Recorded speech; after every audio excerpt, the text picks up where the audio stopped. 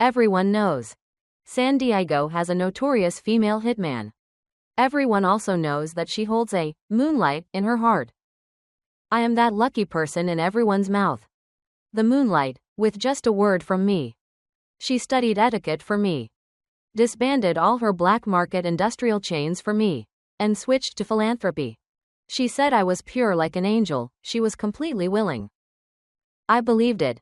On graduation day, I decided to marry her despite my father's objections.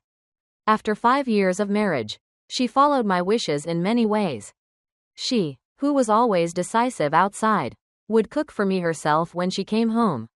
She, who never bowed her head to anyone, was respectful and polite towards my parents, bowing deeply, even when my father committed a crime. She ran around with me everywhere, hiring the best lawyer to defend him. However, on the day the trial opened, the only crucial witness was absent. My father was convicted of intentional homicide instead of self-defense. The moment my father was sentenced, my wife, Ainara, was the first to stand up, applauding right in the courtroom. I frantically searched for the only witness, questioning him why he bolted at the last minute. He slapped me. What did you think I wanted? Your wife captured my parents, threatening me not to appear in court. What could I do? I froze on the spot. My wife, Ainara, walked up from behind, her voice cold. Armando, Elvio's brother, is dead. Someone always needs to pay the price for this. Your father will only serve a few years in prison. Let this matter end here. I never thought that sentence would come from Ainara's mouth. She had clearly hugged me and comforted me the night before, saying that justice would not be absent. Yet now, she personally sent my father to prison. I spun around, gripping her shoulders with all my strength. As I spoke, my voice was hoarse. Why? Ainara, why did you do this? She took my hands, removed them from her shoulders, and held them in her own. Her indifferent eyes held no fluctuation. I told you, your father-in-law killed someone, he deserved to pay the price. But you clearly know he acted in self-defense. If he hadn't fought back, the one who died would have been me. That doesn't matter. I promised Elvio I would protect him. His life cannot have any blemish. I raised my head, staring at Ainara's calm face. Ainara, are you saying my father's life doesn't matter? You say that bastard Elvio's life can't have any blemish. What about my father? What about us? How do we wash away the blemishes on us? You're wrong.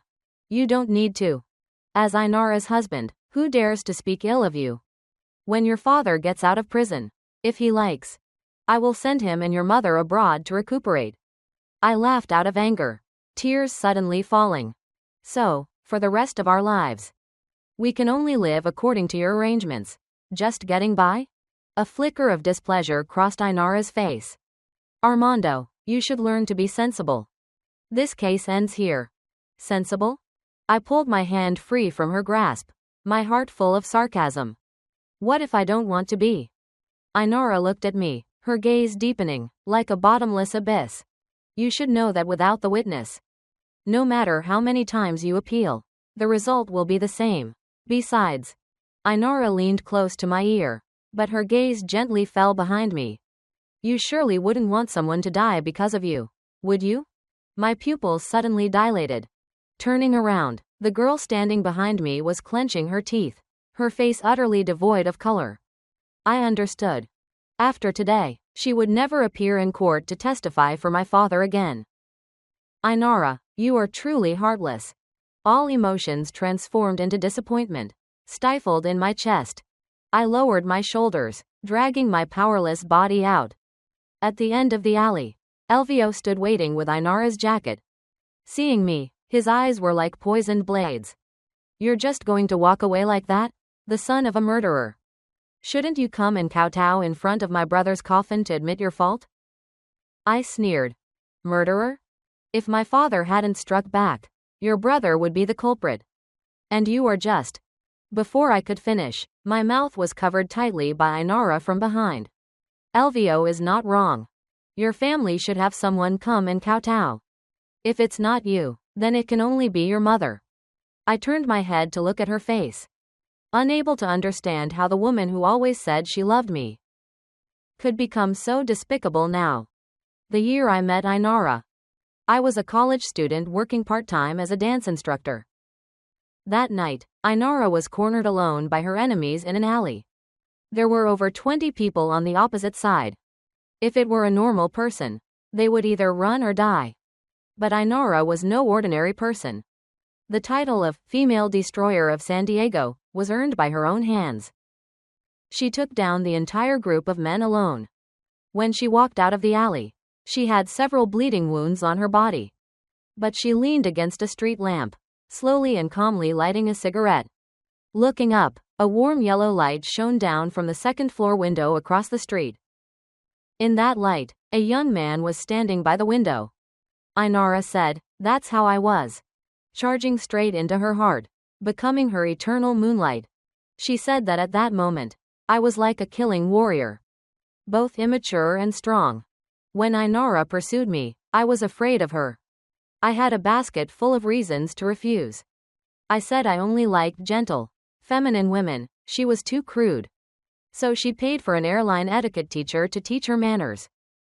I said I didn't like fighting, I just wanted to find someone to live a peaceful life with. So she disbanded all her black market industrial chains, became a proper businesswoman, and switched to philanthropy. Everyone in San Diego said she loved me to death. Anything related to me.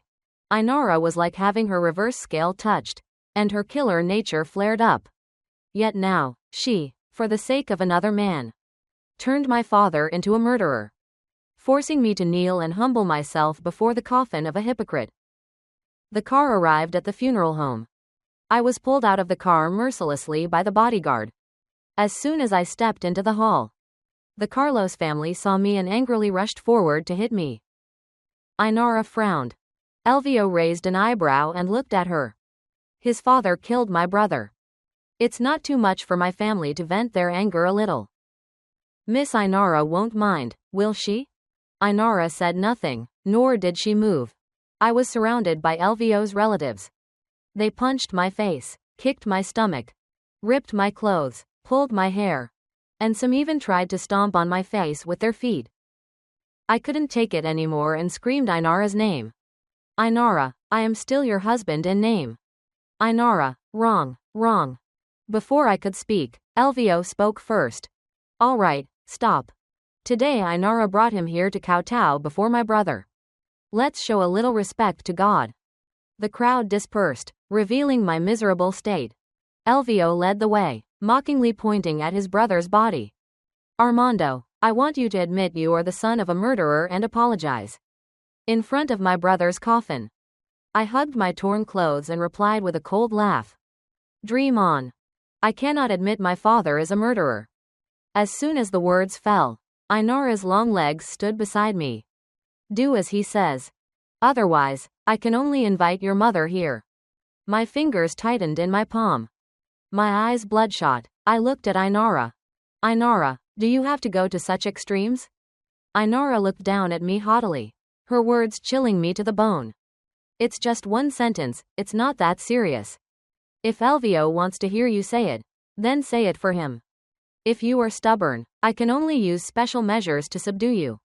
You know, I have thousands and thousands of ways. Yes, how could I forget, Ainara is a destroyer? Even if I don't want to. She has thousands and thousands of ways to control me. Either psychologically or physically. These methods applied to me would be bearable. But if applied to my mother and father, I dare not think about it. I closed my eyes, struggling for a long time. Releasing my blood-filled palm, I compromised. Fine, I'll say it. I bowed deeply, crawling to stand before Salvador's body, each word choking me. I am the son of a murderer. I apologize to Mr. Salvador for this. I am sorry. Elvio was still dissatisfied. Armando, an apology requires kowtowing to show sincerity. Don't you know that? Besides, your voice is too quiet. I trembled. The humiliation made me clench my teeth. I raised my head, bowing it down to the ground. I am the son of a murderer. I apologize to Mr. Salvador for this. I am sorry. My forehead immediately bled, blood streaming down my face. Ainara couldn't help but frown. I looked up, staring at Elvio. Is that enough? My desperate kowtowing frightened the Carlos family. They pulled at Elvio. Elvio raised his chin, his expression arrogant, temporarily acceptable. I stumbled up from the ground. Ainara quickly reached out to support me, but I pushed her away. Don't touch me, I feel disgusted. She suddenly became enraged, grabbing my wrist. Her dangerous eyes narrowing. What did you say? Say it again. I answered her word for word. Ainara, I find you disgusting. After saying that, Ainara, as if pricked by a needle, abruptly released my hand. I didn't bother looking at her anymore. Striding out. I didn't expect that what happened to me at the funeral home would be videotaped. In just one night, the video spread everywhere. Some malicious media outlets even spun the story, saying that my father knowingly violated the law, intentionally using self-defense to clear his name. Some even suggested that my father and the victim might have had an improper relationship. Otherwise, why would Armando be willing to accept the blame? My mother was so furious that she fainted on the spot. Although we tried to block our ears and cover our eyes, we couldn't stop the barrage of insults raining down. My mother woke up, her face full of melancholy and worry. How much pain will your father feel if he sees this? I was speechless, not knowing how to justify myself. This matter was like a thorn stuck in my throat, causing me endless heartache. However, the next day, my father still learned the news. He committed suicide in prison.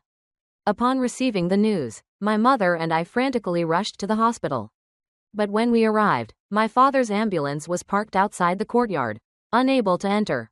Seeing the blood continuously oozing from my father's neck, my heart was burning with anxiety. Why aren't you taking the patient inside? The doctor in the ambulance looked at me awkwardly. We heard that Miss Ainara's lover's pet dog was in a car accident and is currently being rushed for emergency treatment inside. Miss Ainara gave orders that until the dog is saved, all critically ill patients are forbidden from entering the hospital. I felt like I was listening to a fairy tale. This was too ridiculous. This is a hospital, not a veterinary clinic. How could they be so unreasonable? No one answered me. Even the tense security guard sighed helplessly.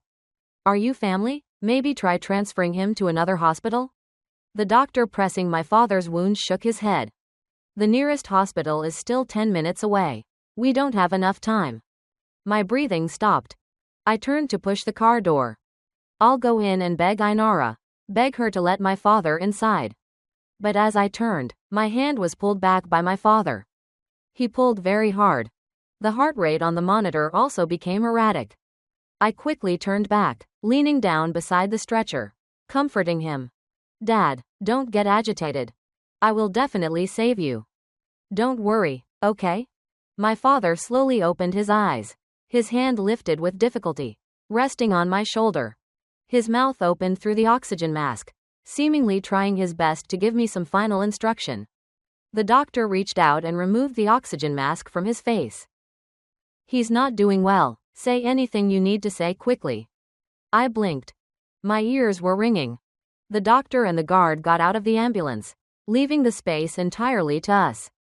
My mother's face was pale, but she still suppressed her grief, leaning close. My dear, what do you want to say? I'm listening. My father's voice was like it was passing through a screen.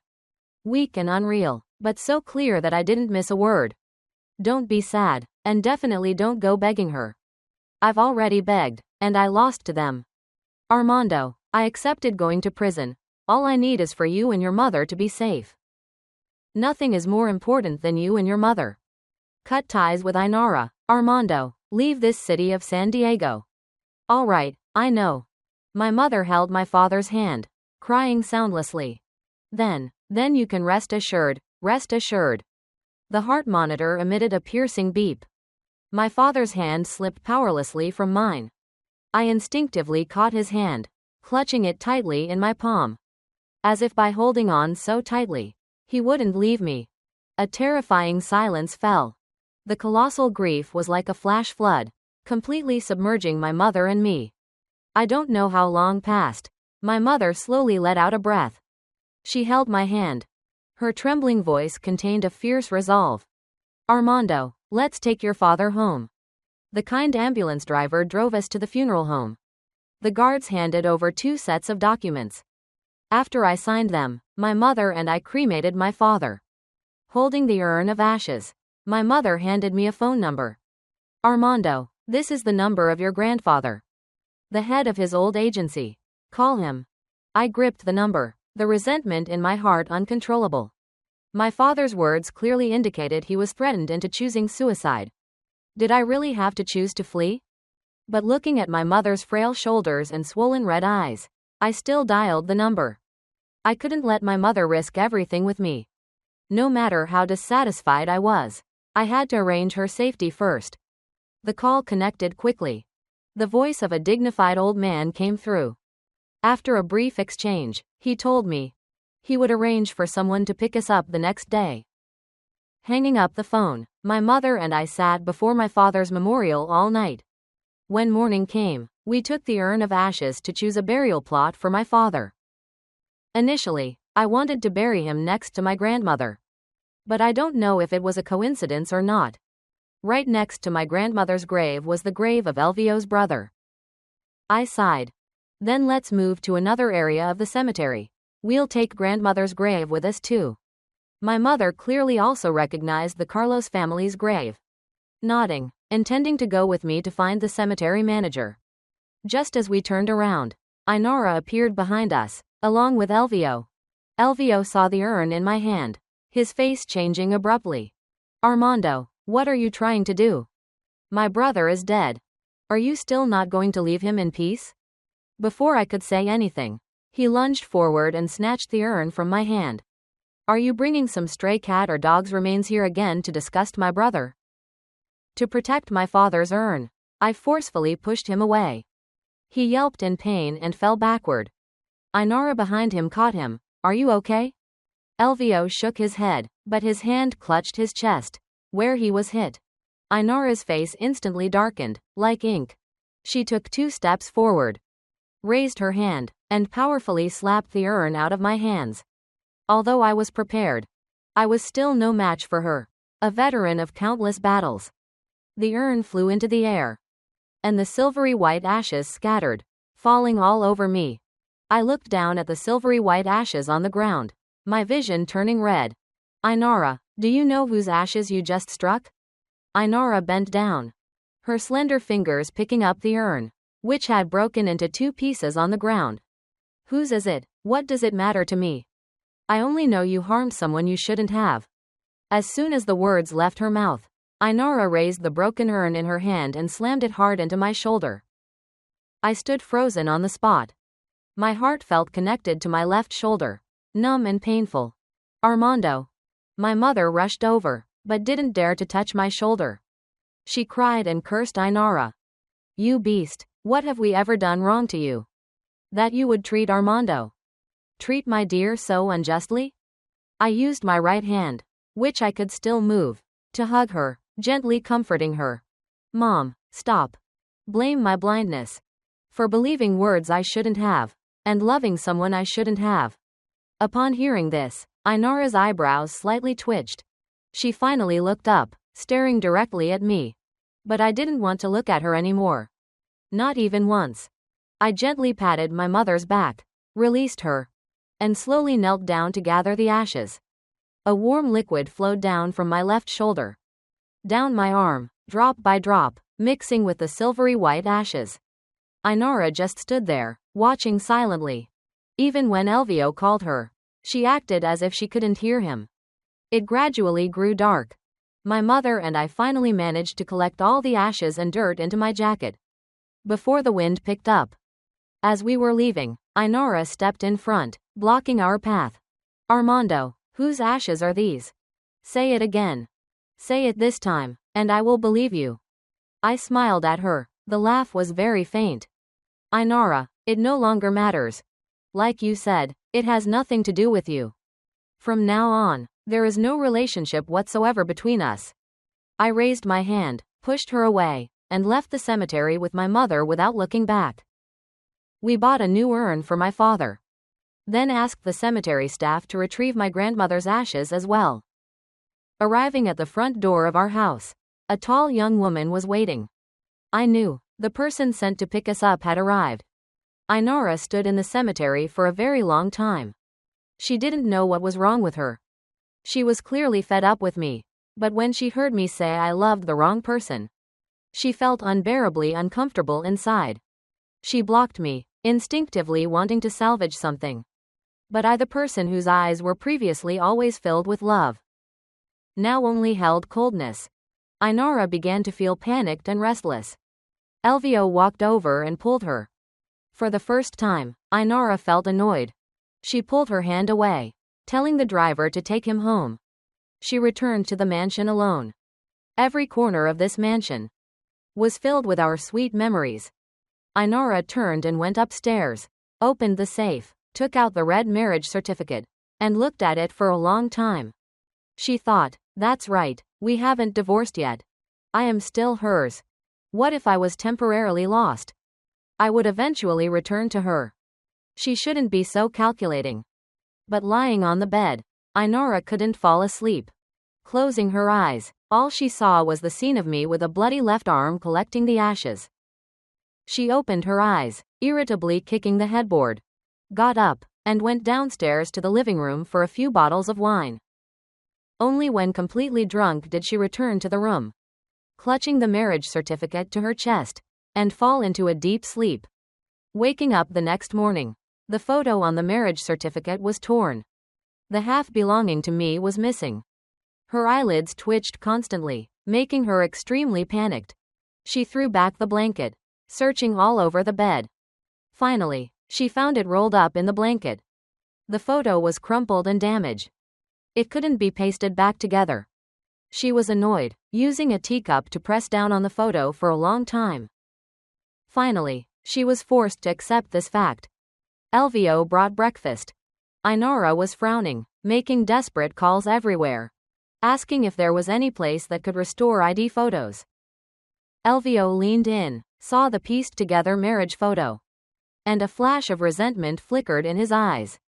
ID photos cannot be restored. You and Armando can just take a new one. If this were before, Inara would certainly have a cold face, throw the photo in the trash, then lift his face and say, "What's the meaning of taking a photo with Armando? I want to take one with you." But now, Inara fell into contemplation, not even bothering to look at him. Inara had felt something was wrong since yesterday at the cemetery. This made Elvio frantic. He wanted to hold her hand. But just as he was about to touch her, Inara suddenly stood up and walked out. "I have to go out for a while. Eat by yourself." She stopped at the door, then said to him, "When you're done eating, tell the driver to take you home first."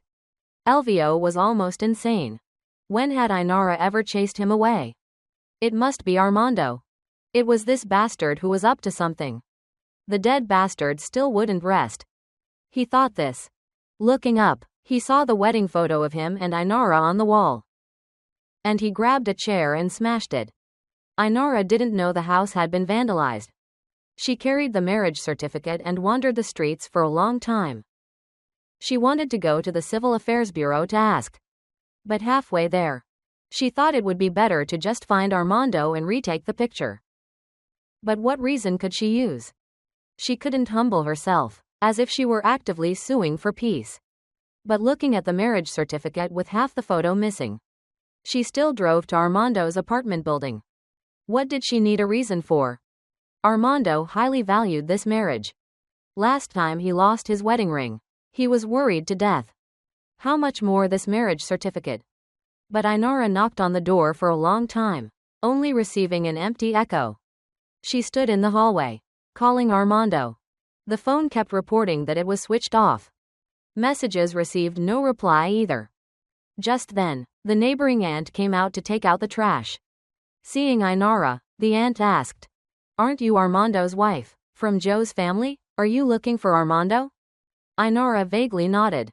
The aunt's expression grew even stranger. "Are you sure you haven't done anything to hurt Armando?" Inara was stunned. Had she done anything to hurt Armando?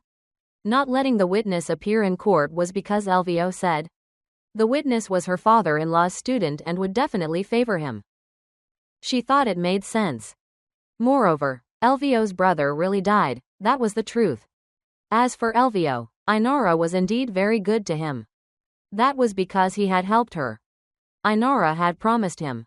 But physically, she had never cheated. But before she could shake her head, the trash can in the aunt's hand was thrown straight at her head. I knew it. You must have done something to hurt them. Joe died without looking at you. And Armando and his mother left without looking at you. You said you would be good to Armando all your life. You were not a good thing. Ainara was hit hard. What, Joe is dead? And Armando and his mother left? Just as Ainara was about to ask, the iron door opposite slammed shut, leaving her only with a pile of trash on the ground. Ainara regained her composure, ignoring the rotten egg liquid streaming down her forehead. She brushed off the kitchen waste on her body, took off her expensive dress, running her hands through her hair in frustration. But the stench couldn't be washed away. She drove downstairs furiously, got into the car, and returned to the company. 9 minutes later, the assistant called back on time. Boss, your father-in-law, Joe, committed suicide in prison a day ago. As for the whereabouts of your husband and mother-in-law, we can't find them. We only know that last night, a military off-road vehicle was parked downstairs. But there were no records of vehicle entry or exit. Ainara slammed the brakes. The Ford behind didn't react quickly enough and crashed straight into her. Her forehead hit the steering wheel hard, blood instantly splattering. As the blood flowed down her cheek, the image of Armando's bloodied head kowtowing at the funeral home suddenly flashed through Ainara's mind. Why did he commit suicide? I'm asking why my father-in-law, who was perfectly fine, committed suicide? The assistant on the other end of the line was stunned by the shouting. It took a while for him to regain his composure. I don't know. I only heard that before Joe committed suicide, Elvio paid him a visit. Elvio? Ainara's eyebrow twitched violently. Just then, the car window was knocked on. The enraged driver of the Ford was standing outside the window, yelling. Ainara rubbed her temple and rolled down the car window.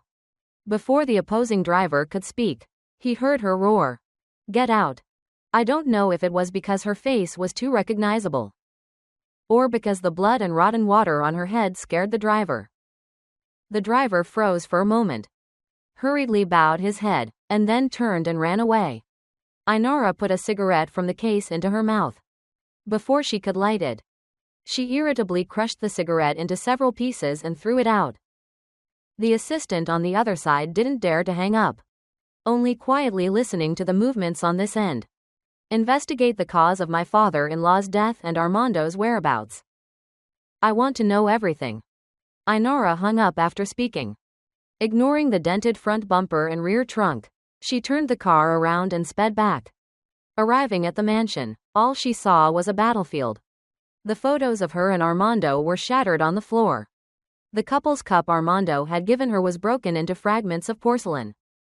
Even the newly bought sofa cover was ripped and discarded haphazardly. Elvio sat amidst the wreckage, staring at her stubbornly, his eyes full of tears. Previously, just seeing him like this would dissolve any anger Ainara had, turning into helpless indulgence. Because Elvio's appearance greatly resembled Armando when they were dating. But now, Ainara felt they didn't resemble each other at all. At least Armando never faced her with such an innocent, aggrieved expression after doing something wrong. She stepped on the broken pieces, slowly squatting down in front of Elvio. His eyes were red, his gaze moving with her movements. Just when Elvio thought Ainara would coax him as before, Ainara reached out and grabbed his neck. Who gave you permission to smash these things? Who gave you the audacity? Who gave you the right? Ainara grew angrier as she spoke. She squeezed Elvio's neck, directly pressing his face into the pile of glass shards on the ground. The broken pieces cut into Elvio's skin, and blood immediately flowed out. He struggled, hitting her hand, forcing out a sound from his throat. Ainara, let go, I'm in pain. But this time, there was no more Ainara who cared for the delicate. Her eyes were bloodshot, and the strength in her hand was still increasing. Elvio was in pain and then fear. This was a completely unfamiliar Ainara. Ainara wanted to take his life. Let go. It wasn't me. I didn't want to smash them. It was Armando who said he didn't need them anymore. Since he didn't need them anymore, I just cleaned up for you. Ainara's hand instantly loosened. What did you say? Armando came back? He said he didn't need what? Explain clearly to me. If you dare to lie, I will make your life a living hell. Elvio clutched his chest, coughing, and quickly retreated a little, bracing himself on the broken glass. The glass shards embedded in his palm, but he didn't dare to cry out in pain anymore. It was last night. Armando came back last night. He said he didn't need anything anymore. He didn't need you or anything related to you. But I gave you a chance. Not for you to talk nonsense. Ainara stood up, grabbed the vase nearby, and intended to smash it onto his head. But at the moment the vase tipped over. A familiar ring fell out from inside, rolling clatteringly to her feet. She looked down. It was the wedding ring that had been lost once before, which Armando subsequently never took off again. This time, Ainara truly wronged Elvio. He wasn't lying. Before leaving, I, Armando, entrusted my mother to Zalone, the person who came to pick them up. Then returned to the mansion alone. When I returned, the house was silent. I thought Ainara wasn't home. I turned and went into the study. I opened her computer. Transferred all the data and bank statements onto a USB drive. Only then did I turn and walk into the bedroom. Noticing someone on the bed, I hesitated whether to enter. After all, Ainara was always very vigilant. Even when sleeping soundly from exhaustion, she could still sense the movements around her. But very quickly, I smelled a faint scent of alcohol in the air. I took 2 steps in, but carelessly stepped on an empty wine bottle. As my whole body tilted forward, I instinctively lunged. My chin hit Ainara's arm. She seemed dead drunk. Even that didn't wake her up. As I got up, I saw the marriage certificate in her arms under the moonlight. I picked up the marriage certificate, looking clearly at the photo in the center, of 2 people standing shoulder to shoulder. The photo where Ainara smiled so happily. But now I found that smile extremely sarcastic. Sarcastic that I once considered Ainara's performance as genuine affection. I tore off my half of the photo and crumpled it. I wanted to throw it in the trash but was afraid she would wake up and discover it. Hesitating for a long time, I finally tossed the marriage certificate and the photo casually onto the bed. Opening the safe under the bedside table, I retrieved all my personal documents, along with the savings book my father left me, and then left the mansion without looking back. Who would have thought, as soon as I left the mansion, my mouth was covered, and I was dragged into a car. Once inside, I realized there were 3 or 4 people in the car. They were all Ainara's old subordinates. After Ainara disbanded some of the black market industrial chains for me, I hadn't seen them anymore. I didn't expect them to now side with Elvio. Elvio, what do you want? I was pressed tightly onto the seat. Just as I was about to struggle, the pressure on my shoulder suddenly increased. Elvio sat opposite, looking at me smugly. What do I want? I want to kill you, bastard. Initially, I thought you had a lot of guts. With Ainara treating you like that, you should have left a long time ago. But why are you so persistent? Not only did you not leave, but you came back in the middle of the night to see her? Looking at his face contorted with anger. For my own safety, I didn't provoke him anymore. You misunderstood. I came back just to get my belongings. Ainara put my father in prison, forced me to kneel and admit my father was a murderer, and even struck my father's ashes, deeply injuring me. These things, I absolutely cannot forgive her for. I was already planning to leave. If you hadn't captured me, I would now be on my way out of San Diego with my mother. Really? Hearing my words, Elvio's expression softened a little, but his eyes were still full of suspicion. I sighed. Elvio, relax. I won't compete with you. Neither Ainara nor the mansion. I don't need them at all anymore. You really don't need to commit a crime over emotional matters. Emotional matters? Elvio burst into laughter. Armando, You're really naive. To be honest with you, what I'm aiming for isn't just Ainara's affection. He rolled up his sleeve, revealing a gruesome scar on his arm. See clearly, Armando. Do you think everyone grew up in love like you? You wouldn't know. In our poor mountain village, many children were carried back. My parents, no, my adoptive parents, often beat me because of the brother they called him. They even wanted to sell me to a 60-year-old woman for my brother's wedding money. Actually, I should thank your father. If your father hadn't killed him, I would not only be beaten and cursed, but I wouldn't have reunited with Ainara. What I like isn't just Ainara the person. I want her affection, her money, and her power. I truly don't understand why you insisted on making Ainara disband these black market industrial chains. How much better off we would be with them. With them, who would dare bully us anymore? I didn't expect Elvio to have such a past.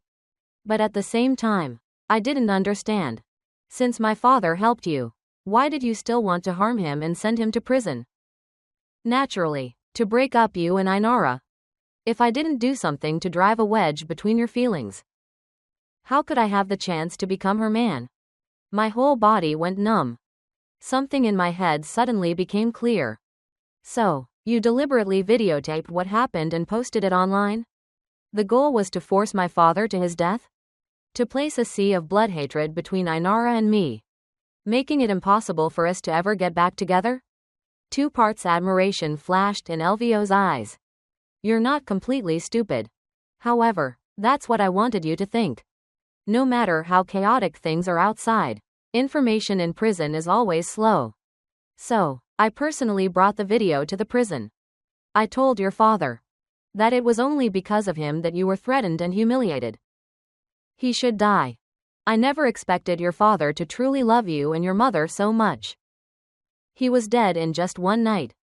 No wonder, no wonder. No wonder my father spoke those words before he died. Tears streamed down my face. Hatred filled my heart. I glared at him, continuously cursing. Elvio, I'll kill you, I must kill you. Elvio laughed mockingly, leaning back in the seat, his face fearless. I'm afraid you'll be disappointed. You won't kill me tonight, instead, you'll die at my hands. Actually, my goal has been achieved, and it's not strictly necessary to kill you. But you made Ainara waver. After what happened at the cemetery yesterday, she became cold toward me. Even when I suggested staying at the mansion with her, she refused. So, Armando, I can't keep you alive anymore. I said nothing more, turning my head to look at the scenery outside the window. But in my mind, I was furiously thinking about ways to save myself. Watching the car drive into increasingly secluded areas, I gritted my teeth. As we passed over the bridge spanning the river, I suddenly shoved the person next to me and tightly gripped Elvio's neck. The 2 people next to me quickly lunged forward. They didn't dare to use too much force, only continuously punching my body. But no matter how hard they hit, I clenched my teeth and endured it. Finally, Elvio couldn't take it anymore and screamed. The car was forced to stop. The car door burst open violently. I seized the opportunity, pulling Elvio and charging straight out the door. The driver standing at the door, trying to protect Elvio, was crushed directly under the wheels. I took the chance, leaping over them, scaling all the guardrails, and finally standing on the bridge. The water was dozens of meters below. I had no other choice. Turning back to look at the few people right behind me, I let go without hesitation and fell. The warning horn of a cargo ship blared in my ears. My heart panicked, thinking this time I was truly going to die here. Just then, a huge wave suddenly swept me away. The cargo ship roared past right next to me, but it became the best cover for me. Elvio and the others thought I was dead. They thought at that distance, I would surely be hit by the cargo ship and dragged to the river bottom, then torn to pieces by the propeller. Therefore, none of them went down to the riverbank to search for me. And they quickly drove away. I struggled to swim along the riverbank toward the dock. The wounds on my body made my head dizzy. Just as I was about to collapse from exhaustion, a life buoy suddenly wrapped around me. Seeing Zalone, Who should have left already? I was completely distraught. Didn't I tell you to take my mother and leave first? Why did you come back? Zalone spread her hands helplessly to me. You and your mother really know how to make things difficult. You told me to take your mother. But what about your mother? She said she wouldn't leave, come what may, until she saw you. What was I supposed to do? I knew I was being overly agitated. There was truly no reason to lash out at the person helping us. I'm sorry. I apologized softly. She waved her hand dismissively, pulled me up directly, and shoved me into the military off-road vehicle. We didn't leave San Diego. Zalone took me to a large military compound. My mother was also settled there by her. As soon as I entered, I saw my mother crying, sitting at a square table. Next to her was a white-haired old man in a military uniform, his face angry. Zalone and I exchanged glances and quickly walked in simultaneously. Mom, Uncle Arturo. My mother saw me soaked, her expression tightening until she was pale. Why are you in such a state? I didn't dare to tell the truth. I held my mother's hand to comfort her. It's nothing, I just walked through an alley. And I don't know whose house dumped water, getting me all wet. Zalone looked at me, without exposing me. Instead, she lowered her voice and asked the old man, Uncle Arturo. This is. Uncle Arturo glared at her unhappily. You still ask? Such social depravity is happening in our San Diego. And you didn't say a word to me? Uncle Arturo had a fiery temper. After speaking, he pushed her aside and stood in front of me. Young man, your mother told me about your family's situation. Don't worry. This old man will absolutely see to the end of what happened in San Diego. You and your mother shouldn't go anywhere. Go inside, take a shower, and change your clothes. Stay here at ease. I instinctively looked at my mother. She pulled me into the room, and while helping me take clothes from the suitcase, she explained. He seems to be some kind of commanding officer. I couldn't help myself, talked to him for a few minutes, and told him about your father's situation. He was furious and insisted on supporting us. Seeing my mother's look of relief, I patted her shoulder, took the clothes, and went into the bathroom. Afterward, I went straight to Zalone and directly asked about Uncle Arturo's identity.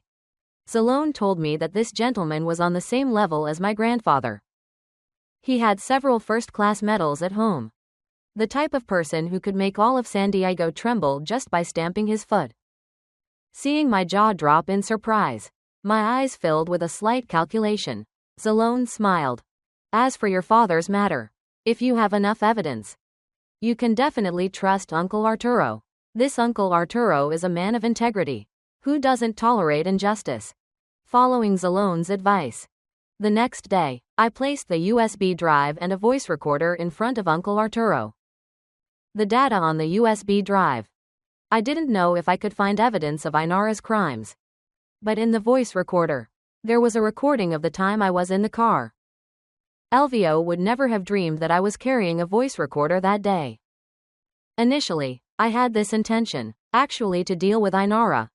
I thought if she caught me taking the data, I would fight her to the death. I didn't expect to use it on Elvio before I could use it on Ainara. After listening to the information on the voice recorder, Uncle Arturo became angry again. Good. In broad daylight, under the law. They are yelling and threatening to beat and kill at the slightest provocation.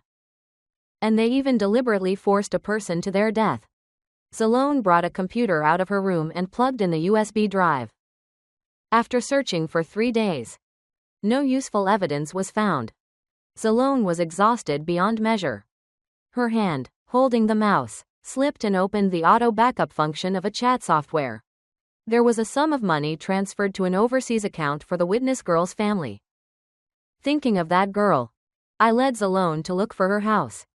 But the girl's family had moved, out of fear of Ainara. We returned disappointed, and ran into Ainara in the alley. Ainara had lost a lot of weight. Her entire being exuded a deadly fatigue. Seeing me, her eyes lit up. Armando, I knew you weren't dead. It turned out that after that day, Ainara began to investigate the cause of my father's death. This investigation, Elvio's actions were successively exposed. Only then did she realize that our falling out was all due to Elvio's machinations. Even in the end, Elvio led his henchmen to force me to jump off the bridge.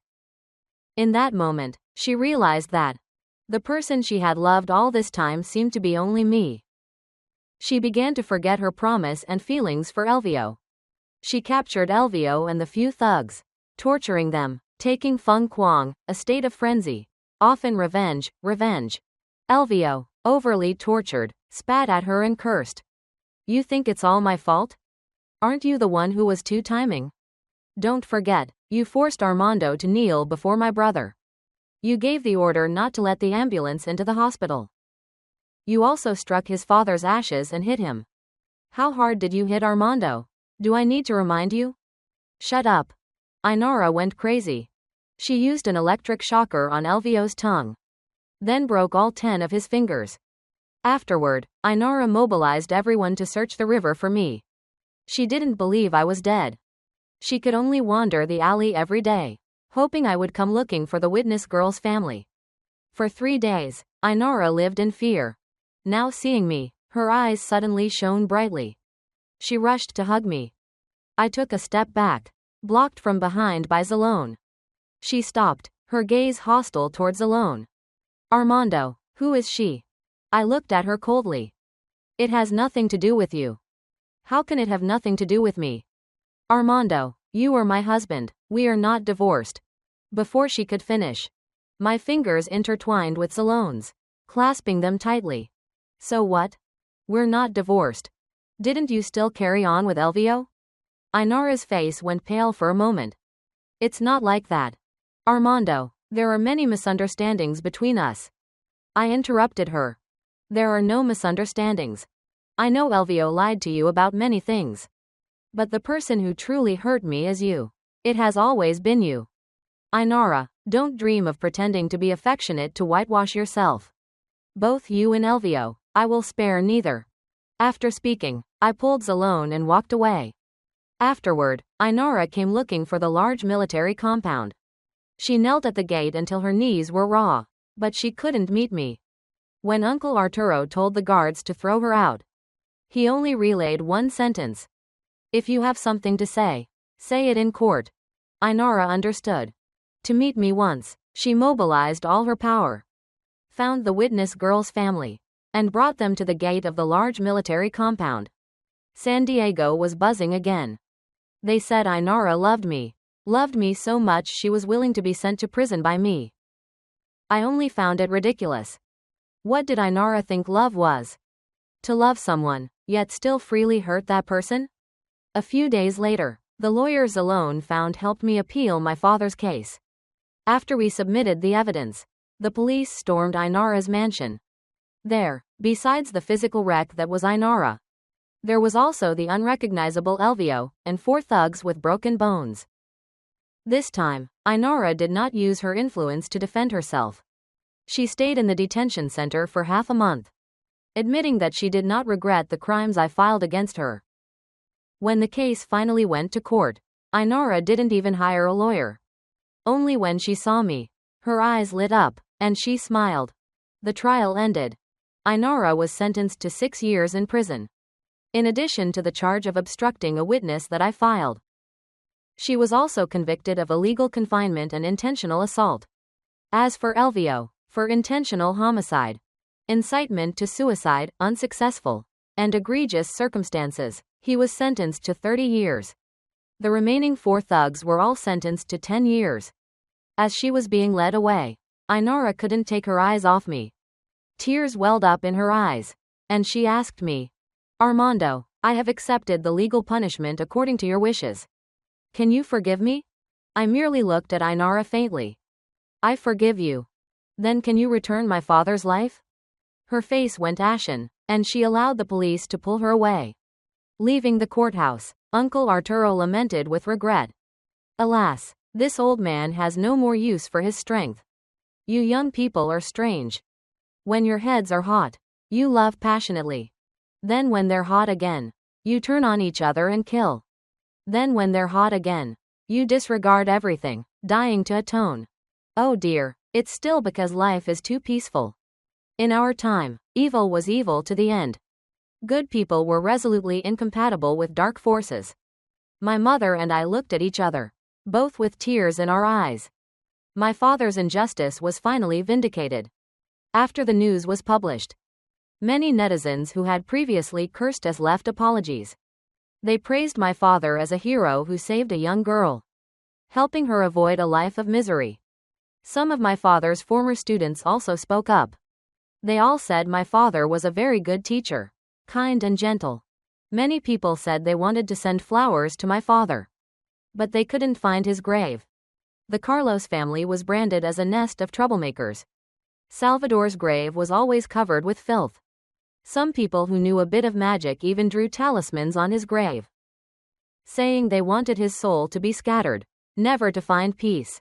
As for my mother and me, we were completely unaware of these things. We carried the ashes of my father and grandmother, and left San Diego with Salone. On the way out of San Diego, Salone gave me a divorce agreement and a bank card. Before she was arrested, Ainara came to see me once. She had liquidated all her assets, converted them into cash, all of which was in this card. She said this was the promise she made to me long ago. If she ever wronged me, she would be left with nothing. I didn't refuse. After signing the divorce agreement, I sent it to the lawyer for processing. I used all the money to buy 2 small houses in the new city. My mother opened a small guest house. I heard that Ainara suffered from depression in prison. She refused to take medicine and frequently suffered from insomnia. Even when she slept, she would immediately be woken up by nightmares. She was in great pain, wanting to commit suicide every day. Every day, she cried out wanting to see me. But I am not in San Diego. Even when the news reached here, I only smiled without speaking. I will never go to see her again. Not in this lifetime. Let us live forever in different worlds. I move forward, Ainara sinks. That's for the best, isn't it?